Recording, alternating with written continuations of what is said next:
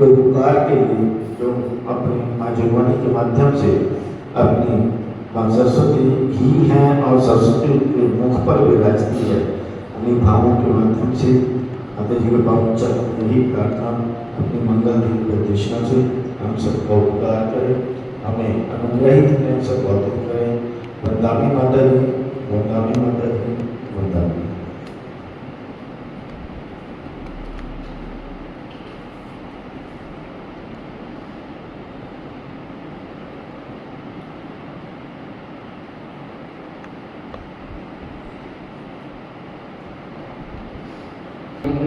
सभी तरफ हो जाए।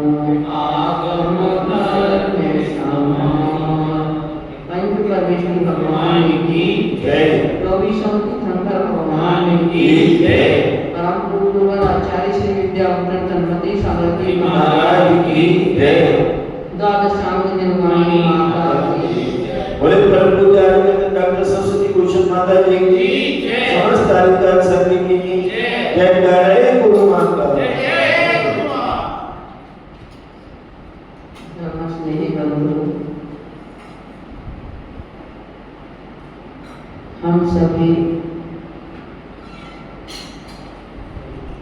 मेरी कर्म कहानी के माध्यम से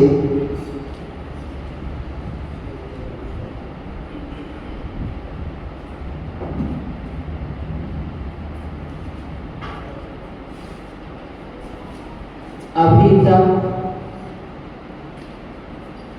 दुख और दुख के कारणों को समझ चुके हैं। दुख के कारणों में जहाँ पाप और कसाय हैं, वहाँ व्यसनों को भी सम्मिलित किया गया है।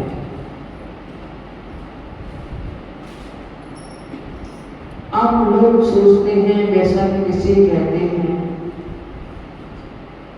अगर सही रूप में देखा जाए, जो हमारा यह लोक और परलोक दोनों बिगाड़ दे उसे व्यसन कहते हैं। जिसके माध्यम से इस लोक में अपयश निंदा और परलोक में दुर्गति की प्रवृत्ति हो, ऐसे आचरण को ही व्यसन कहते हैं। ऐसे जो हमारे तन, मन और धन तीनों को बर्बाद कर दे उसे व्यसन कहते हैं। व्यसन हमारे जीवन में अपनाने के योग्य नहीं है, परंतु आगम में 7 व्यसन ही बताए हैं। पर इसके साथ साथ हम देखें और भी बहुत सारी चीजें ऐसी हैं कि जो हमारी आदत हमारे लिए स्वयं को दुखदाई है, हमारे तन को भी, हमारे मन को भी और हमारे धन को भी। वह सभी हमारी व्यसन के अंतर्गत आ जाती है। इन्हीं व्यसनों में पड़ करके अनेकों राजाओं ने तक अपने जीवन को बर्बाद कर दिया और वर्तमान में भी लोग अपने तन मन धन को बर्बाद करने में लगे हुए हैं। इन्हीं व्यसनों के कारण शरीर में बीमारियां ऐसे उत्पन्न हो जाती हैं। पहले व्यसनों की सामग्री एकत्रित करने के लिए आप पैसा खर्च करते हैं, फिर उनसे जो बीमारियां उत्पन्न होती हैं उनके लिए ठीक करने को पैसा खर्च करते हैं, पर फिर भी लोगों के मन उनसे हट नहीं पाते। लोग कहते हैं सिगरेट के पैकेट पे तो लिखा रहता है कि यह स्वास्थ्य के लिए हानिदायक है, पर वो इतने छोटे शब्दों में लिखा रहता है कि लोग उसको पढ़ते ही नहीं। और बोले पैकेट देखता कौन है, सिगरेट से मतलब है सिगरेट निकाल करके ले लेते हैं, पैकेट कौन देखता है। ये जो साइड के व्यसन है उनकी बात चल रही है, इनका नाम उसमें नहीं आया। गुटखा खाना, तंबाकू आदि का सेवन करना और गुटखे आदि से संबंधित या नशे से संबंधित जो भी कार्य हैं उन चीजों का सेवन करना, उनको वैसे कहीं सूंघ के भी कुछ नशा होता है, कुछ खा के भी होता है। ये सब चीजें हमारे लिए क्या है, व्यसन के रूप में ही है, क्योंकि इनकी एक बार आदत बन जाने के बाद में इनसे छूटना बड़ा मुश्किल हो जाता है। तो ऐसे ये व्यसन जब तक हमारे जीवन में रहेंगे तब तक इतना तो हम समझ लें कि हमें सम्यक दर्शन की प्राप्ति नहीं हो सकती, क्योंकि सम्यक दर्शन की प्राप्ति करने के लिए जहाँ प्रश्न कसायों की मंदता, संसार शरीर भोगों से वैराग, प्राणियों के ऊपर दया और समस्त प्राणियों के प्रति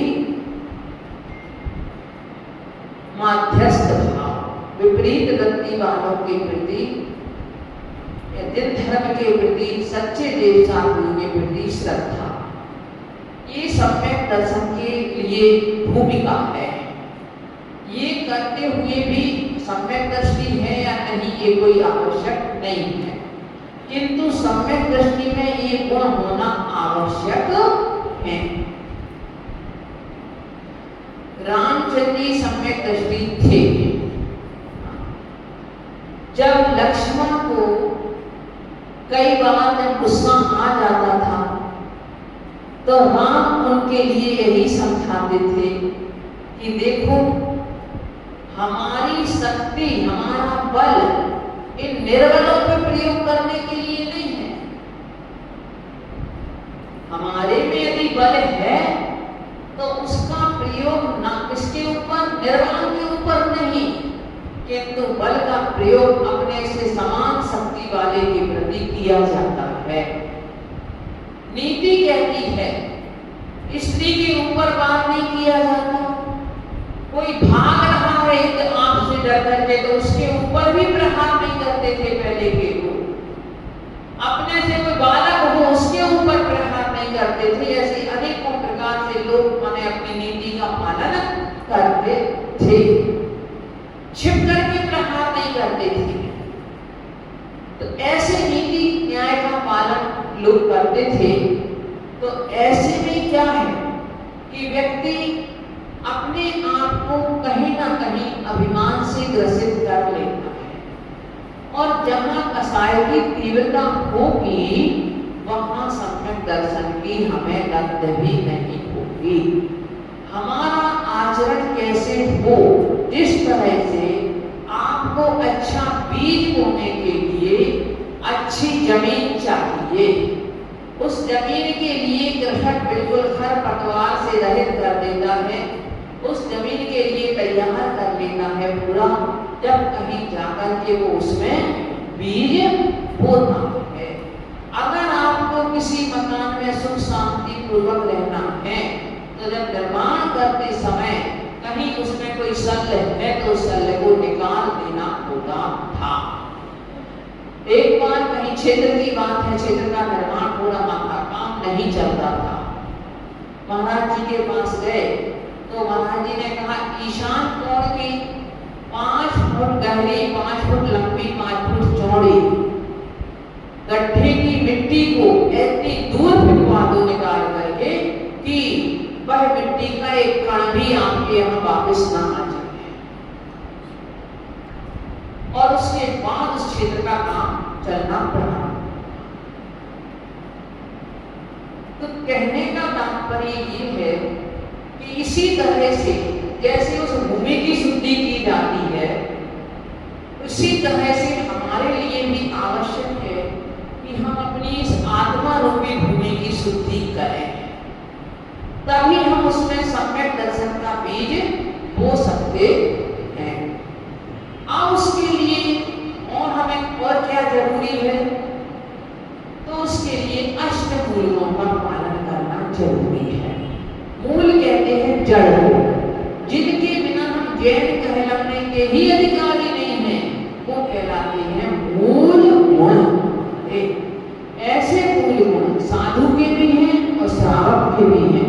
यदि साधु के नहीं है तो साधु साधु नहीं है, और श्रावक के नहीं है तो श्रावक श्रावक नहीं है। मिथ्या व्यसन विभाग भाव के अनजाने में रमा रहा, अब सम्यक पुरुषार्थ करूंगा मन में केवल यही चाहा, अष्टमूल गुण को जीवन का मूलाधार बनाऊंगा, पाक्षिक श्रावक के नियमों में अपना समय बिताऊंगा।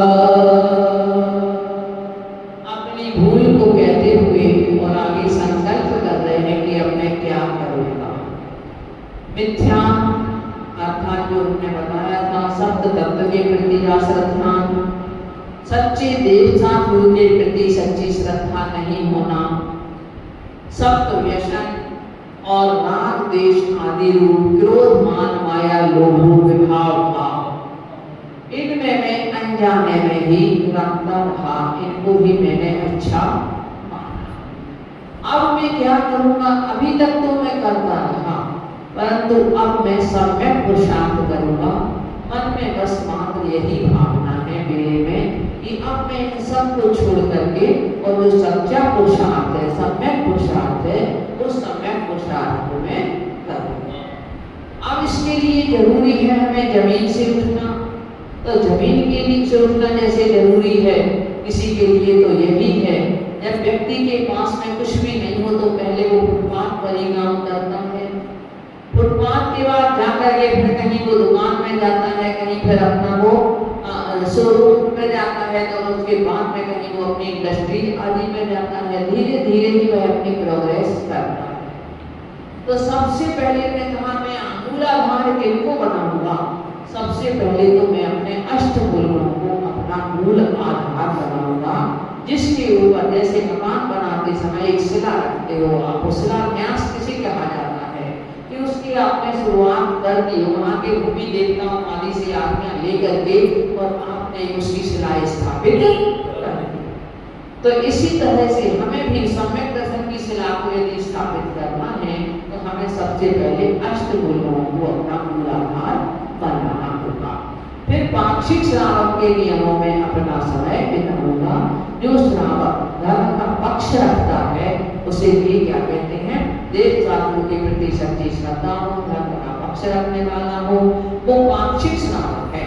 उस पाक्षिक श्रावक के नियमों में मैं अपना समय बिताऊंगा। अपना समय पूरा किसमें करूंगा, श्रावक के नियमों का पालन करूंगा। श्रावक शब्द का अर्थ ही होता है श्रद्धावान, विवेकवान और क्रियावान।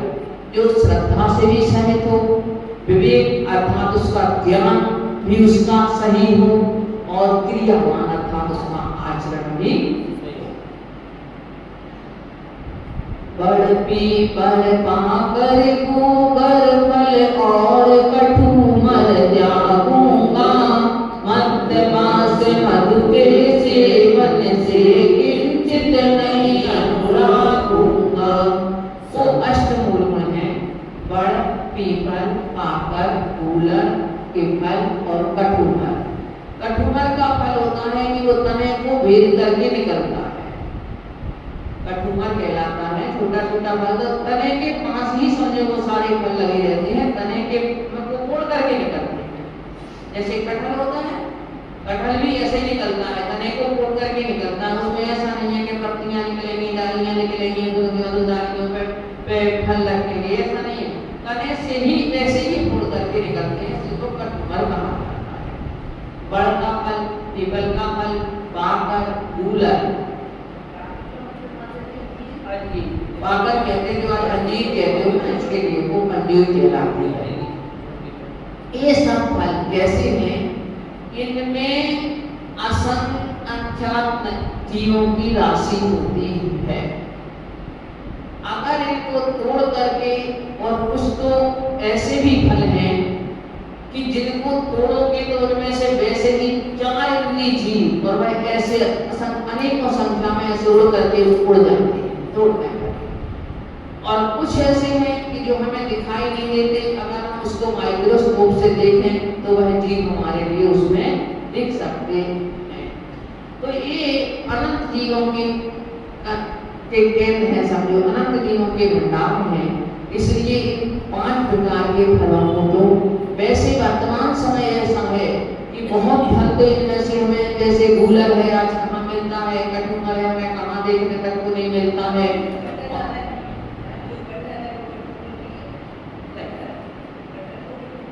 और जो बड़ है, पीपल है, इनके फल भी हम कोई यूज नहीं करते।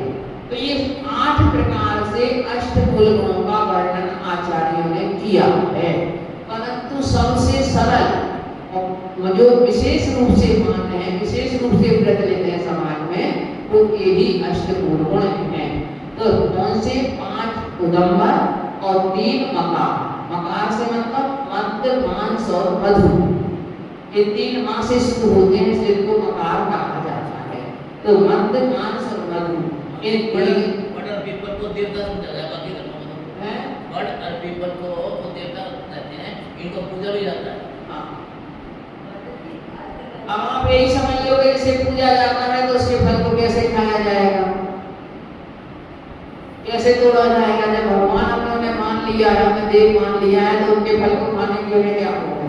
वैसे भी 24 घंटे ऑक्सीजन देते हैं, 24 घंटे ऑक्सीजन यहीं पे देते हैं, ऑक्सीजन देते हैं, ऑक्सीजन देते हैं, ऑक्सीजन लोन से, किंतु उनके फल में अनंत जीव हैं।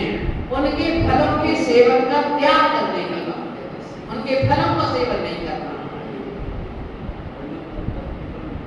बड़ में होता है, बड़ के पेड़ के नीचे देखो कितना इतना बड़ा लाल रंग का फल होता है, बड़ का।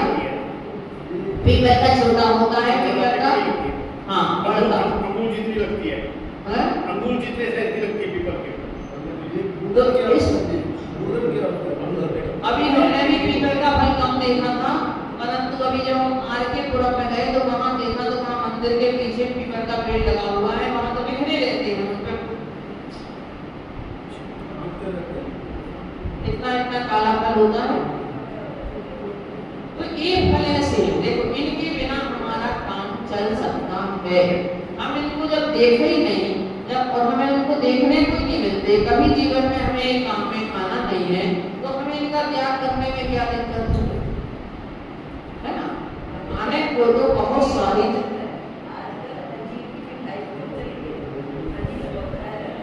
अब आजकल तो पता नहीं क्या चलता, आजकल तो गोमूत्र चिकित्सा भी चलती है, स्वमूत्र चिकित्सा भी चलती है, आजकल तो लोग मूत्र पीने को भी दवाई मांग रहे हैं, तो आजकल तो क्या किया जाएगा? वो लोगों ने मूत्र तक भी छोड़ा, और तो क्या छोड़ेंगे लोग आजकल?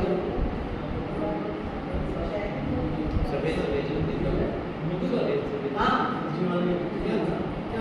यूरिन, मूत्र, गोमूत्र, स्वमूत्र, इनको भी नहीं लोग छोड़ रहे हैं, तो और क्या कहा जाएगा?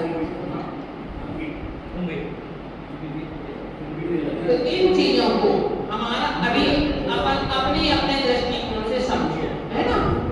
अपने अपने दृष्टिकोण से समझ करके हम ये समझें कि हमारे लिए कम से कम अष्टमूल गुणों का पालन तो करना ही करना है।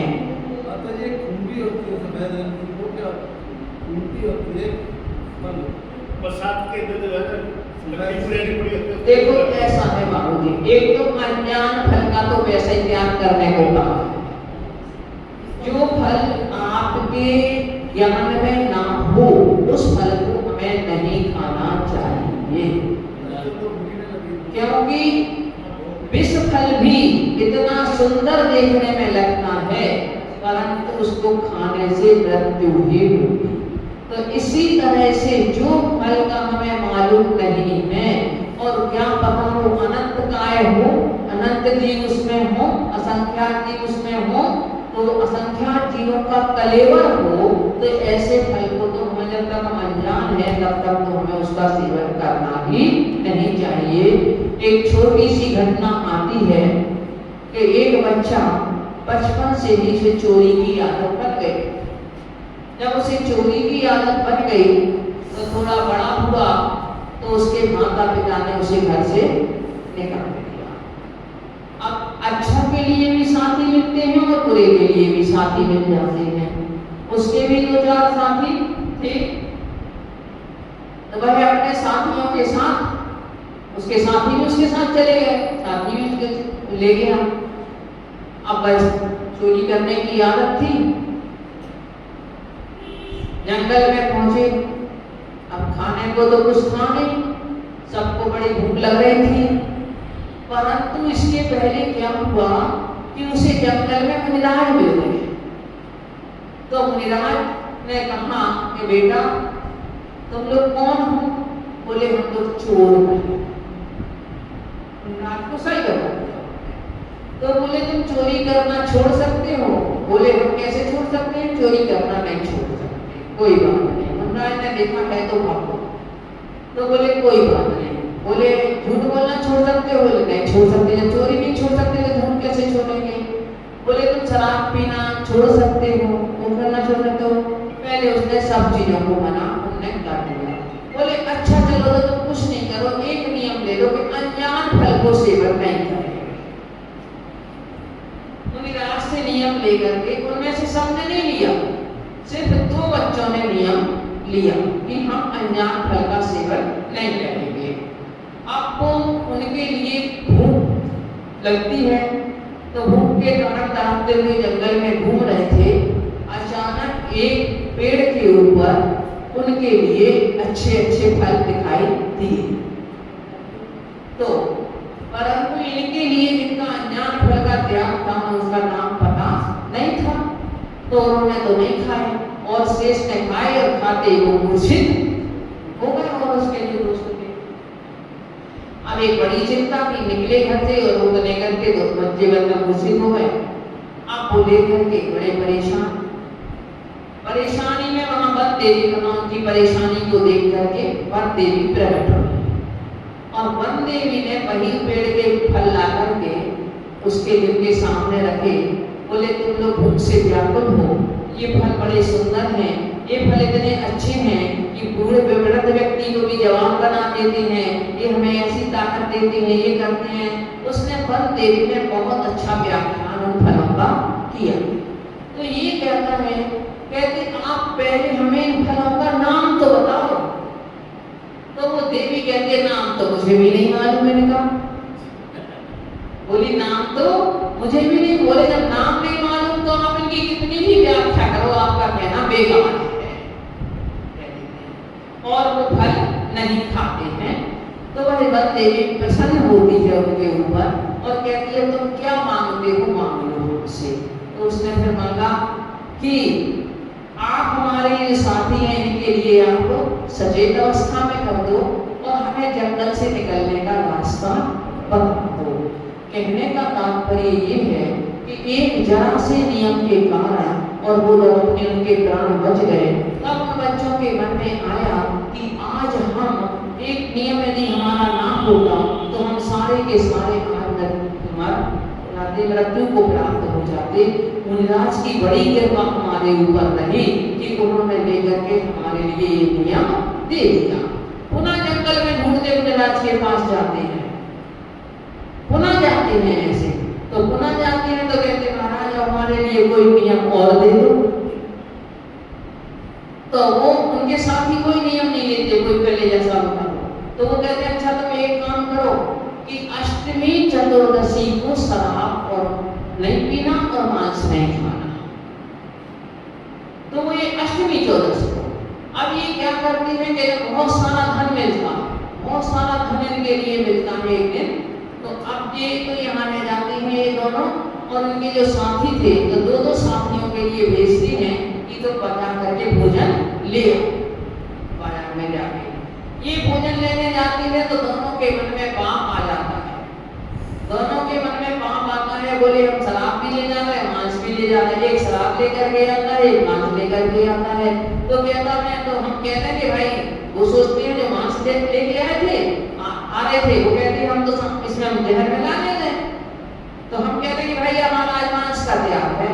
शराब वाले सोच रहे हैं कि हम कह देंगे कि हमारा शराब का त्याग है तो शराब में जहर मिला कर ले आए, दोनों में मिला के लिए आए। अब जब यहाँ आते हैं लेकर तो पहले तो लोग चंद्रमा को देख करके समझ लेते थे कि आज कौन सी तिथि है, इतना उनका ज्ञान होता था। आज हमें चंद्रमा देखने को नहीं मिलता। हाँ, तो वो कहते हैं आज तो अष्टमी है, इसलिए हमें तो ना शराब पीना है और ना हमारे लिए मांस खाना है। और जो थे वो एक शराब पी लेते हैं, वो कहते नहीं हमारा मांस का त्याग है, तो वो लेकर के मांस नहीं पी के शराब पी लेते हैं। जिनका शराब का त्याग था वो मांस खा लेते हैं और वहीं के वहीं ढेर हो जाते हैं। अब ये फिर कहता है मुनिराज आपने हो जाता है। इस तरह से ये 6-7 बार मुनिराज के पास जाता है और 6-7 ऐसे छोटे छोटे नियम मुनिराज से लेता है और अंत में दीक्षा ले लेता है। उसे जिन धर्म का चोर होते हुए भी, बालक होते हुए भी, और वह नियम के प्रति उसके मन में इतनी श्रद्धा होती है। जब उसका फल वो देखते हैं तो ऐसे इन छोटे छोटे से नियमों से हमारे लिए कोई जरूरी नहीं है, ना हमारे लिए शराब पीने जाना है, ना हमें मांस खाने जाना है, ना हमारे लिए शहद की जरूरी है, ना हमारे उमर कटुमर आदि खाने के लिए जाना है। तो फिर भी हम लोग क्या करते हैं, अब दवाइयों में इसमें उसमें ऐसा हो गया तो वैसा हो गया तो हम उनका सर्वथा त्याग नहीं कर पाते। ऐसा नहीं है, आजकल तो हर चीज में आने लगा है, आने लगा है। अगर हम चाहें तो हम अपने लिए भी नियम पालन कर सकते हैं। डॉक्टर के लिए यदि आप कह दोगे कि डॉक्टर साहब हमारे लिए ऐसी दवाई मत देना, तो कोई भी डॉक्टर आपके लिए वैसी दवाई नहीं देगा। संकल्प आपका होना चाहिए, हमारा जैसा संकल्प होगा वैसा होगा। और हम इतना तो सोच रहे हैं कि हम इस मनुष्य पर्याय में आए हुए हैं तो कम से कम इतने नियम तो हमारे होंगे, अष्टमूल गुण का पालन हम करें। यदि अष्टमूल गुण नहीं है तो उसके आगे के और जो नियम हम लेते हैं वो नियम भी हमारे बेकार से हैं, क्योंकि बिना नींव के भरे आप यदि महल खड़ा कर दोगे तो वो चरमरा जाएगा, कभी भी किसी हवा के झोंके से ढह जाएगा।